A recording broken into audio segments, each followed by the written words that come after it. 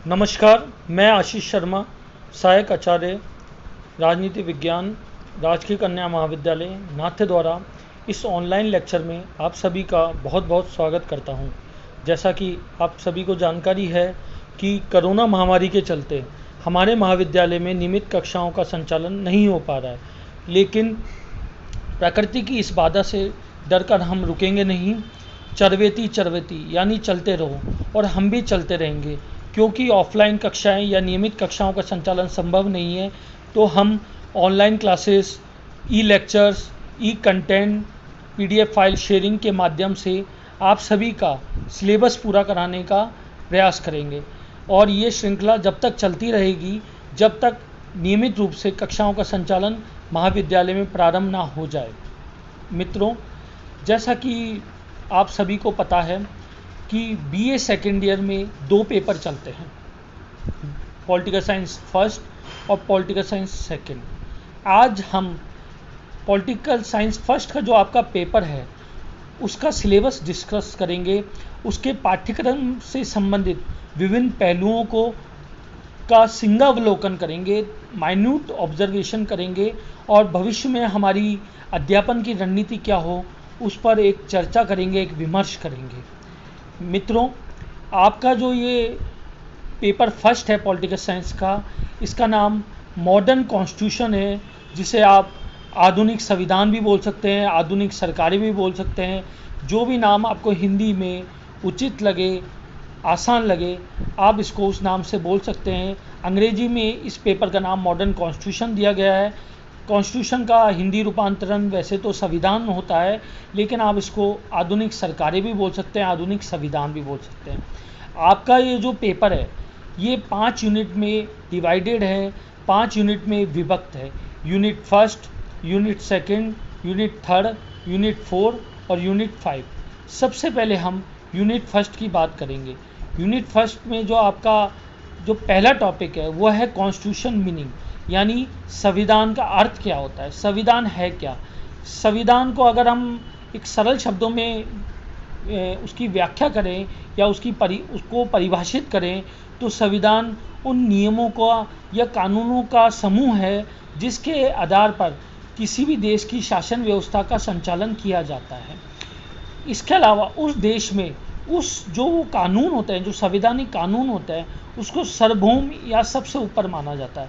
तो ये संविधान का एक हल्का सा अर्थ है।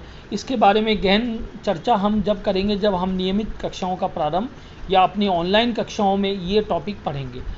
इससे जो कॉन्स्टिट्यूशन का जो अर्थ है यानी संविधान का जो अर्थ है, उसके बाद ये 2 अलग अलग संदर्भ में आपके पाठ्यक्रम में इसके अर्थ को परिभाषित किया गया है। पहला है वेस्टर्न और दूसरा है non western types of constitution, यानी संविधान का जो पश्चिमी जो मॉडल है या पश्चिमी तरीके का जो संविधान है या गैर पश्चिमी संविधान है, उनमें क्या भेद है, उनमें क्या अंतर है, उसके आधार पर संविधान को परिभाषित किया गया है।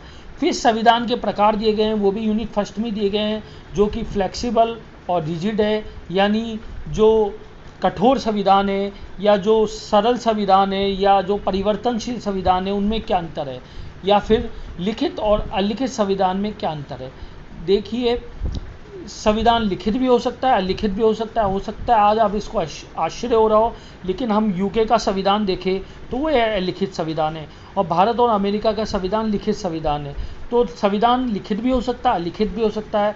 यदि संविधान में सरलता से परिवर्तन होता है तो उसे फ्लेक्सिबल या सुपरिवर्तनशील संविधान कहते हैं, या नरम या मतलब सरल संविधान बोलते हैं। और यदि संविधान में संशोधन आसानी से नहीं होता, उसके लिए कोई विशेष प्रक्रिया है जैसे अमेरिका में है, तो उसे रिजिड या कठोर संविधान कहते हैं।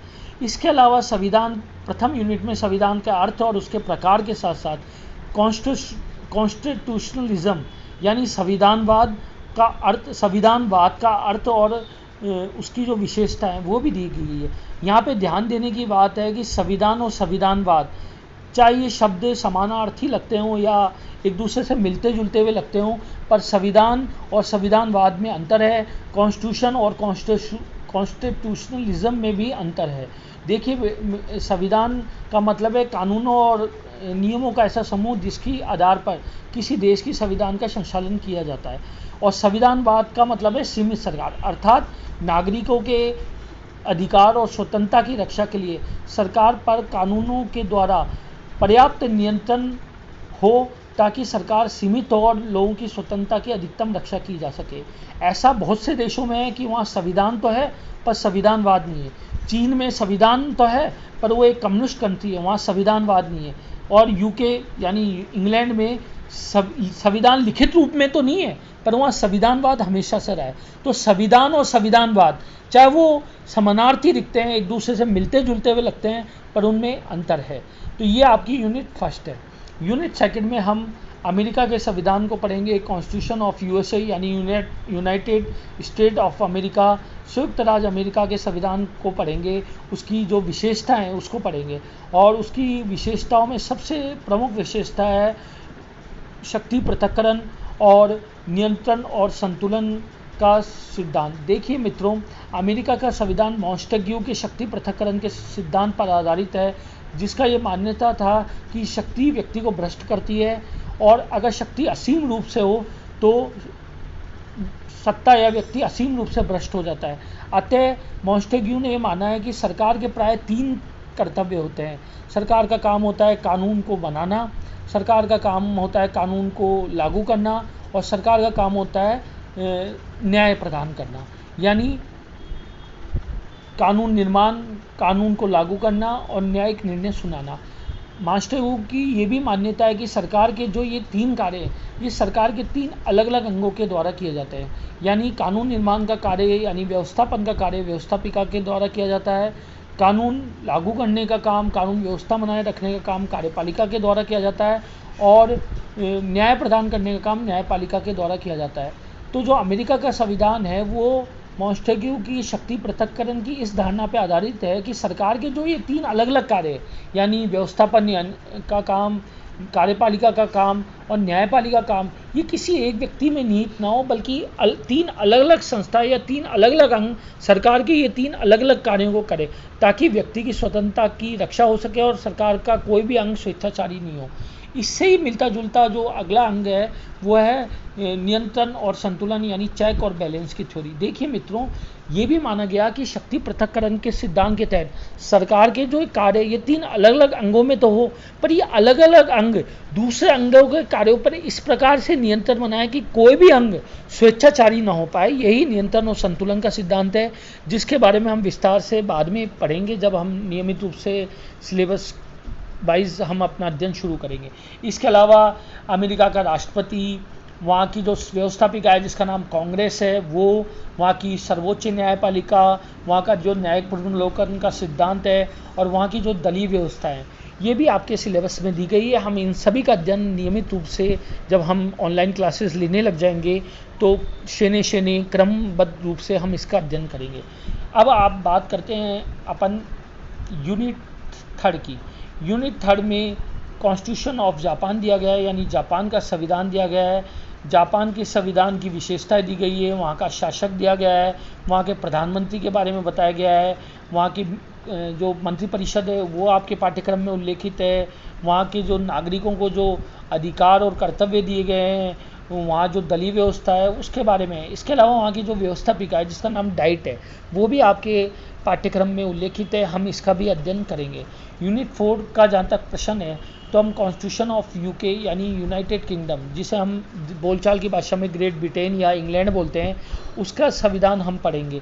और हमारे लिए तो ये संविधान, यूके का संविधान पढ़ना हमारे लिए बहुत इंटरेस्टिंग होगा, बहुत उपयोगी होगा, क्योंकि हमारा संविधान अगर सबसे ज़्यादा किसी एक संविधान पर ऋणी है तो वो है यूके का संविधान, इंग्लैंड का संविधान। वैसे तो अलग अलग देशों के संविधान से अलग अलग विशेषता हमारे संविधान में ली गई है, जैसे राष्ट्रपति प्रणाली या मौलिक अधिकार या न्यायिक पुनर्विलोकन हमने अमेरिका से लिए, या फिर हमने परत व्यवस्थापन जापान के संविधान से लिए, या हमने हमारी जो संसदीय व्यवस्था है वो यूके से ली गई है, हमने मौलिक कर्तव्य सोवियत संघ से लिए गए, नीति निर्देशक तत्व हमने आयरलैंड से लिए गए। हमारे संविधान में दुनिया भर की विशेषताएं हमने अलग अलग संविधान से ली गई है, लेकिन सबसे ज़्यादा अगर हमने किसी एक देश के संविधान को फॉलो किया है तो वो है यूके। और ये स्वाभाविक भी है क्योंकि हम 200 वर्ष तक इंग्लैंड के या अंग्रेज़ों के उपनिवेश रहे हैं, तो स्वाभाविक है उनकी शासन व्यवस्था का हमें स्वाभाविक रूप से हम उनसे चीज़ें लेंगे ही, क्योंकि 200 वर्ष तक हम उपनिवेश रहे हैं और इंग्लैंड का हम पे सबसे ज़्यादा वहाँ की शासन व्यवस्था का प्रभाव पड़ा है। तो ये स्वाभाविक है कि उनकी शासन व्यवस्था का हम पे बहुत प्रभाव पड़ा है, हमारे संविधान पे। तो खैर जो बात है कि यूनिट 4 में हम कॉन्स्टिट्यूशन ऑफ यूके पढ़ेंगे। यूके के जो संविधान की जो बातें आपके संविधान में वो है वहाँ की संविधान की विशेषताएं, जो कि सबसे बड़ी विशेषता है कि वहाँ का संविधान लिखित नहीं है। तो ये तो अपने आप में पढ़ना एक रोमांचकारी होगा, एक इंटरेस्टिंग होगा कि किस तरह अलिखित संविधान भी है और संविधान भी है, अपने आप में विरोधाभासी है लेकिन सत्य है। तो आप पढ़ोगे जब आप ये रोमांचक तथ्य और इस उपयोगी तथ्य से परिचित होगे कि किस तरह अलिखित होते हुए भी वहाँ संविधान का अस्तित्व है। इसके अलावा हम वहाँ के जो पाठ्यक्रम में जो वहाँ के संविधान की चीज़ें हैं वो है वहाँ की जो पद्धति व्यवस्थापन है, जो परंपराएं हैं, जो वो कानून का शासन है, रूल ऑफ लॉ, जिसे हम एक लाइन में डिफाइन करो तो रूल ऑफ लॉ लोकतंत्र की सबसे बड़ी विशेषता है। रूल ऑफ लॉ का मतलब है कि कोई व्यक्ति राज्य में सर्वोच्च नहीं है, राज्य में कानून सर्वोच्च है और हर व्यक्ति चाहे वो कोई राष्ट्रपति का बेटा हो या आम जनता हो, वो सब कानून की नज़र में एक है।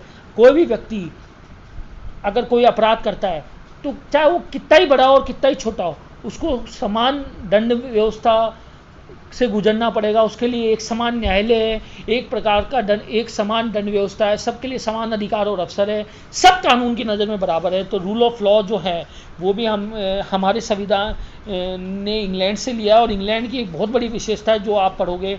इसके अलावा वहाँ का जो राजमुकुट है, क्राउन है, वहाँ की जो प्रधानमंत्री व्यवस्था है, वहाँ की जो कैबिनेट है, जो भी हमने हमारे देश में भी वहाँ के संविधान से लिए है, वहाँ की जो पार्लियामेंट है, वहाँ की जो संसद है, ठीक है, वहाँ की जो पद्धति व्यवस्थापन है, वहाँ की जो दलीय व्यवस्था है वो है। और इंग्लैंड का संविधान पढ़ने में आपको इसलिए भी आपके लिए उपयोगी होगा क्योंकि आप इंग्लैंड का संविधान पढ़ेंगे, वहाँ की संसदीय व्यवस्था, वहाँ की कैबिनेट व्यवस्था, तो आपको लगेगा हम भारत का संविधान पढ़ रहे हैं। तो ये आपके लिए बहुत उपयोगी भी होगा, बहुत इंटरेस्टिंग भी होगा और ये सिलेबस भी बहुत इंटरेस्टिंग है, आपको मज़ा आएगा पढ़ने में। कुल मिला के हम अगली यूनिट की चर्चा करते हैं जो यूनिट 5 है। यूनिट 5 में आपको स्विट्ज़रलैंड का संविधान दिया गया है। स्विट्ज़रलैंड का संविधान भी बहुत आपके लिए इंटरेस्टिंग होगा। क्यों होगा? क्योंकि देखिए आप जानते हैं कि लोकतंत्र दो प्रकार का होता है, आपने फर्स्ट ईयर में पढ़ा है, प्रत्यक्ष लोकतंत्र और अप्रत्यक्ष लोकतंत्र। प्रत्यक्ष लोकतंत्र वो व्यवस्था होती है जिसमें जनता स्वयं शासन करती है। अप्रत्यक्ष लोकतंत्र वो व्यवस्था होती है जिसमें जनता अपने प्रतिनिधियों के माध्यम से शासन करती है। प्रारंभ में जो ग्रीक नगर राज्यों में जो लोकतंत्र की व्यवस्था थी वो प्रत्यक्ष लोकतंत्र ही था, जहाँ जनता स्वयं शासन करती थी। लेकिन आज राज्य का आकार इतना विशाल हो गया है, जनसंख्या इतनी विशाल हो गई है कि प्रत्यक्ष लोकतंत्र संभव नहीं है।